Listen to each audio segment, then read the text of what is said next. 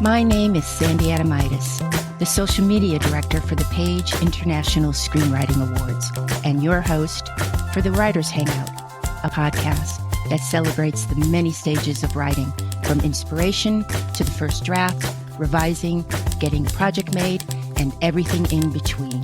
We'll talk to the best and the brightest in the entertainment industry and create a space where you can hang out, learn from the pros, and have fun.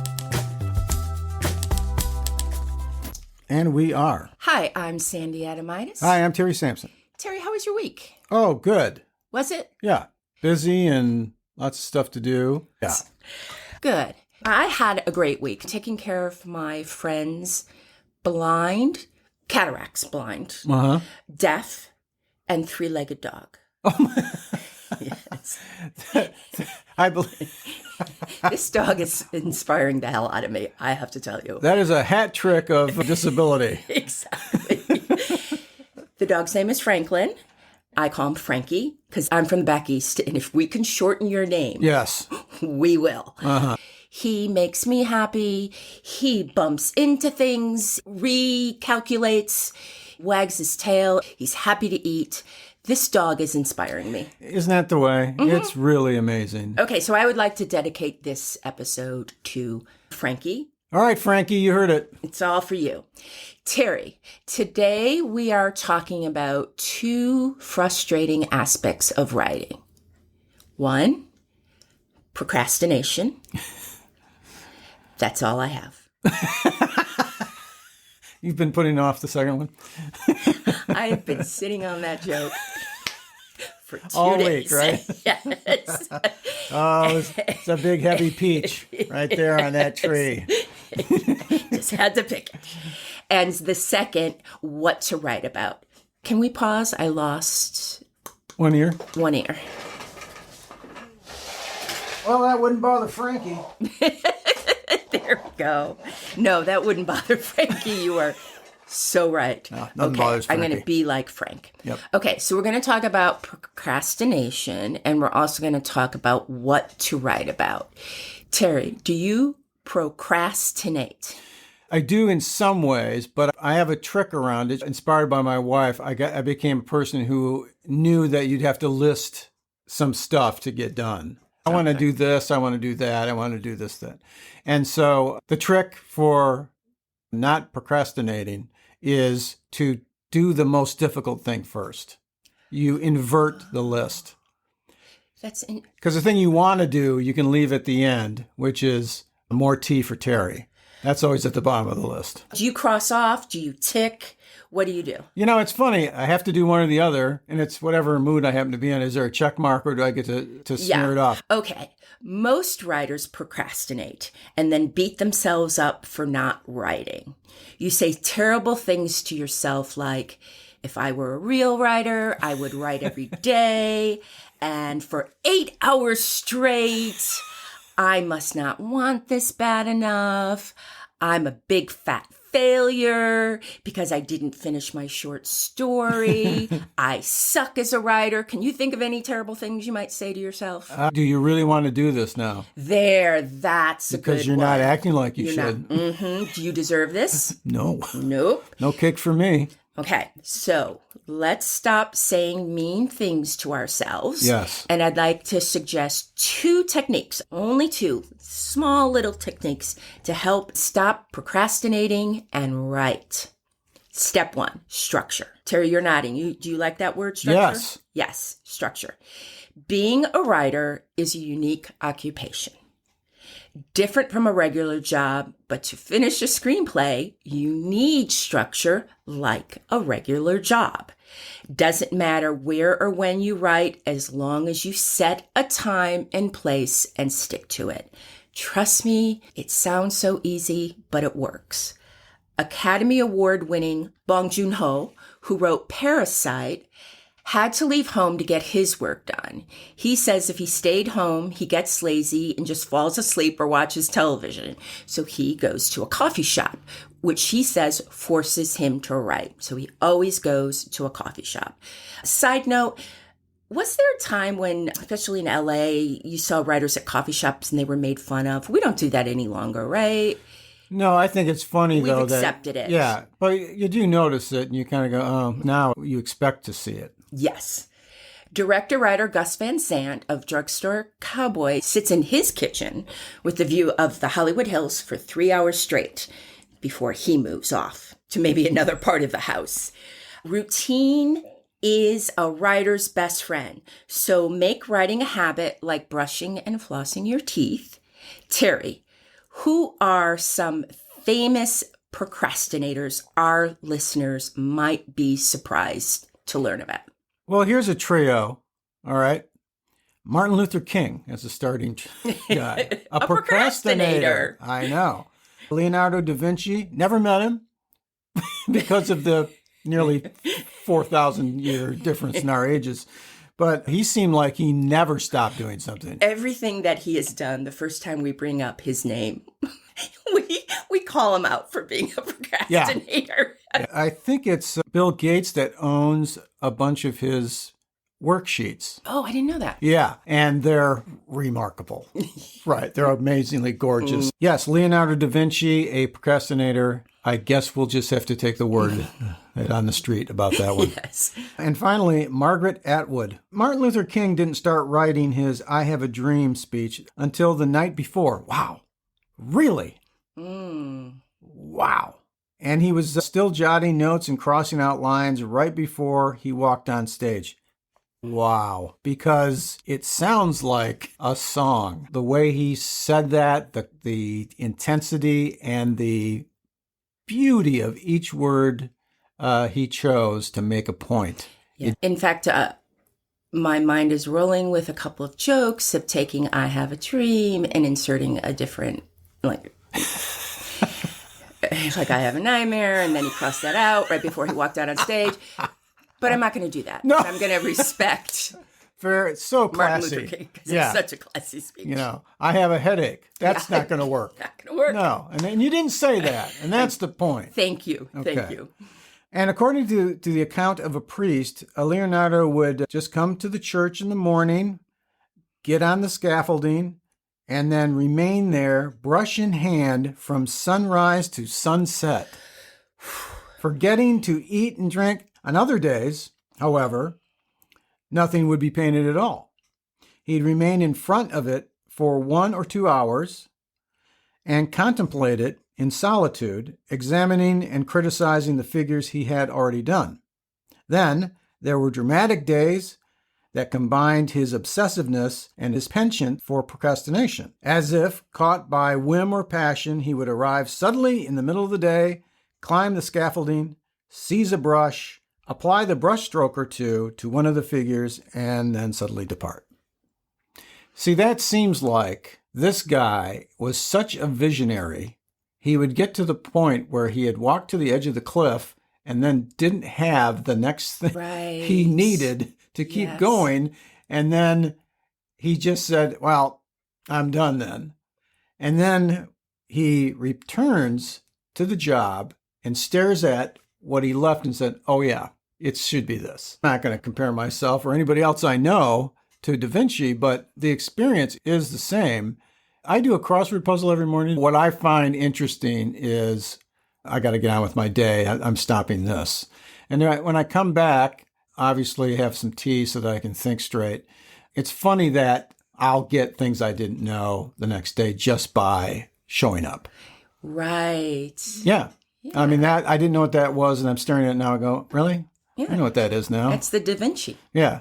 How about Margaret Atwood? Yes. Margaret Atwood describes herself as a world-class procrastinator and admits that her typical day consists of procrastinating and worrying until the afternoon. So she takes the whole morning for that. Well, good for her.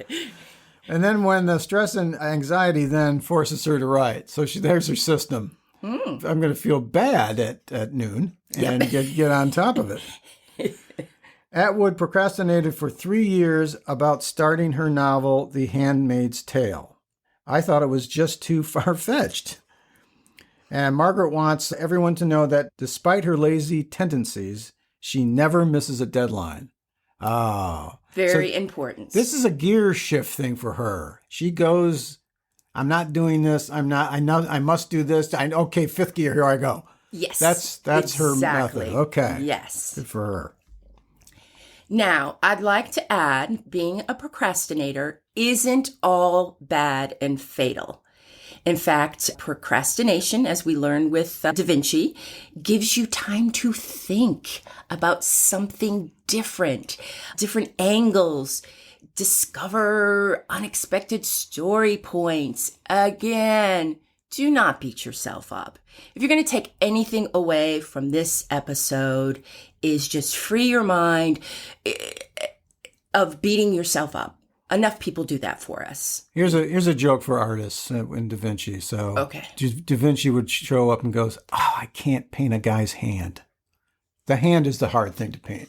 That's a joke only for artists. Oh. Yeah, it's hard to paint a hand. It's really hard. Oh, okay. So, I'm picturing that he's up on that, and he's got 10 people going, none of them have hands. He's just going like, Thursday's going to be bad, man. Fingernails, knuckles. Oh, my God. He did it, though. Oh, it didn't stop him. It didn't stop him. Okay, this is the second part of how to beat procrastination. Step 2, and the last one, goals. Set a goal for yourself.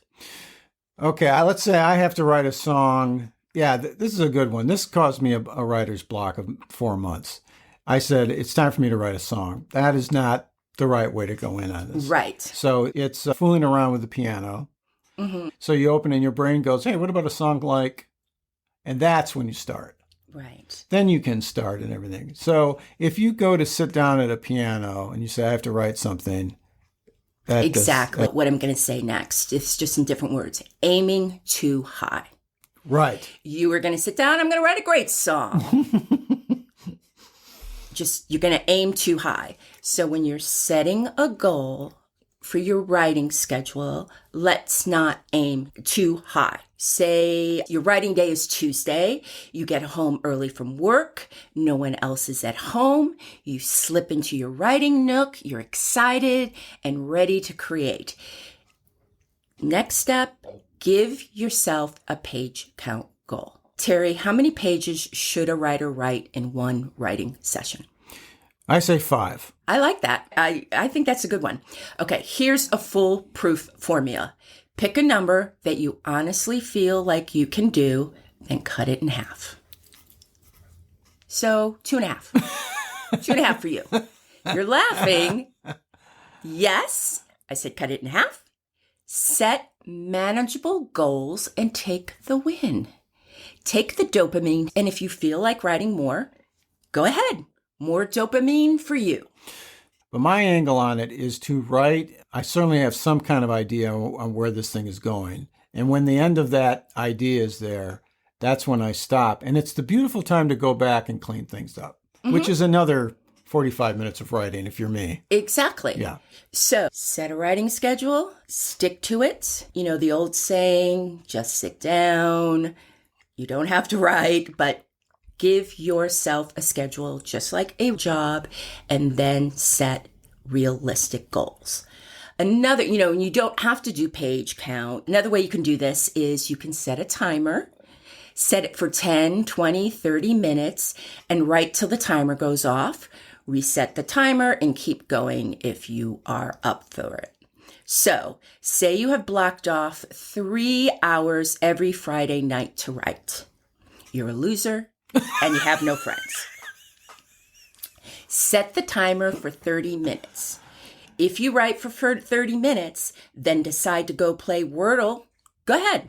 You've got 2.5 more hours, play Wordle, do a crossword puzzle. But you wrote for 30 minutes. And another great thing to do is just celebrate. Again, take the win, hop on social media and post your achievement.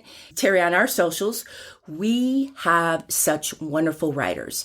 They read each other, they support their accomplishments. Most importantly, our writers on Twitter, Instagram, and Facebook help you when you're feeling down or have a question. I'll put the links to all our social medias in the show notes. That sounds like a great source of to keep going. I'm amazed by our writers out there, and how supportive they are of each other. And they've gotten to know each other from all different parts of the world. And you just jump in, make a comment on something I post, and trust me, somebody will come along. And nobody's mean. Nobody's saying hateful things to each other. Terry, what have some successful screenwriters said about page count goals? Well, there's screenwriter Akiva Goldsman, who wrote The Client and Batman Forever, says, "When I'm laying down the first draft, I try to write 10 pages per day, and then it's a matter of hours like a regular job." Ah, there we go. Regular job. There it is. "I generally don't write at night and on weekends because the danger of writing is that you could be doing it anytime. So unless you build rules, you're never free of it." I love that. Yeah. Because there's that saying, a writer's work is never done. They always have homework, blah, blah, blah, but not if you set a schedule. And it makes the rhythm of working and not working, it's important to keep it. Stephen D'Souza of Die Hard fame says, "I give myself a quota. I'll tell myself I'll write 6 pages a day, every day. Sometimes I slip up and write 4 or 5, but then I catch up the next week, and I do this until I'm done." Yeah, it's just a little goal. I like that he can break it because sometimes you're just done. Leslie Dixon, who wrote Mrs. Doubtfire, says, "I try to assign myself a certain amount of pages, and if I do achieve that goal, and it's really quite solid, I will knock off a little early." I like her style. Yep, she gives herself a little present. Celebrates. That's right. Okay, writers, you have a writing schedule and a page count goal. What do you write your screenplay about? Dun, dun, dun. Unless you are working on an assigned script or an adaptation or a television series, you, the writer, are solely responsible for deciding what to write. A blessing and a curse. Yep. Terry, this next part is something I call the Sometimes Corner. Can I have a little theme music to a Sometimes Corner? Sometimes having the responsibility solely on your shoulders can shut you down and you end up frozen, never to thaw out. Sometimes an idea will pop into your head and your gut, head, and heart will all scream, "By Jove, I've got it!" You become consumed by that one idea and nothing can stop you. Sometimes your first screenplay is an idea you have been ruminating on for years. You get it all down and you finish your first screenplay. You start sending it out for notes, and now it's time to write your next script. You jot down a couple of ideas and nothing sparks. Months go by and the agent you sent your script to for representation wants to see something else you have written. Now there is so much pressure to develop a super duper idea that you give up writing and go live in a van down by the river. Are you stressed, Terry? Horribly stressed. Writers, let's not do that. When ruminating on your next project, here are a couple of tips. Pick one today. Finish listening to this podcast, like and follow, clear your mind by writing us a fabulous review, then write down the premise of each of your story ideas on a piece of paper. Don't type it if possible. Write it by hand. Write down images, dialogue, characters, and anything you think of. Do not judge yourself. Which story feels right? Which story has legs? And which idea doesn't feel right? The story you have a connection with, the one that brings up feels. Start writing that one. Finish it as fast as you can and worry about making it great later. Boom goes the dynamite. Thank me in your Oscar speech. John August, a screenwriter, director, producer known for writing Go, Charlie's Angels, and Charlie and the Chocolate Factory. He has a wonderful podcast called Script Notes and a blog with a plethora of good stuff for screenwriters of all levels. Terry, will you read this question from a writer to John August that is on his website, please? I know you have addressed this type of question to a certain extent, but I was left wanting more of an explanation I hope you can provide. I have 4 ideas in my head for 4 different stories. When I start working on one, I think I'm making a mistake and I should concentrate on another one. I will then switch, and after a bit of time, I feel the same way that made me move to this story. When you have multiple ideas and aren't certain which idea is the right one to focus on, how do you resolve that? And it was assigned to Kaz. This is John August's response. This will never end. It will continue to be a problem as long as you write. I'm certain that Stephen King, even after umpteen books, wrestles with this very problem. In fact, his proficiency might be a coping strategy rather than decide which thing to write. He just writes them all. At this moment, there are no less than 15 projects competing for brain share in my head. 5 of these are things I'm contracted to write, while the other 10 or so are old ideas, recent ideas, or things that just occur to me as I walk up the stairs to my office. Which projects do I write? Well, I should write the ones that I'm being paid to write. Excellent idea there. Yes. And more specifically, I should work on the one that is due next, of course. So I spend the bulk of my writing time on the project with the nearest deadline. Honestly, that may not be the project that excites me the most at any given moment, but I'm getting paid to do my craft, so I'm certainly not going to complain. But what about those other projects, the ones I'm not currently writing? They're battling it out in my subconscious, even trying to get my attention long enough that I'll recognize how worthy it is. Sometimes they'll even gang up on me. The 9s was 3 separate ideas that conspired to fit together. Some old ideas get written this way. Others simply recede so far back they're nearly forgotten. That's okay. Not going to become best friends with every nice person you meet. You're not going to write every good idea you have. In some cases, simple timing makes a new project suddenly possible. For the Alaska pilot, I pitched it to the network within a week of having the idea.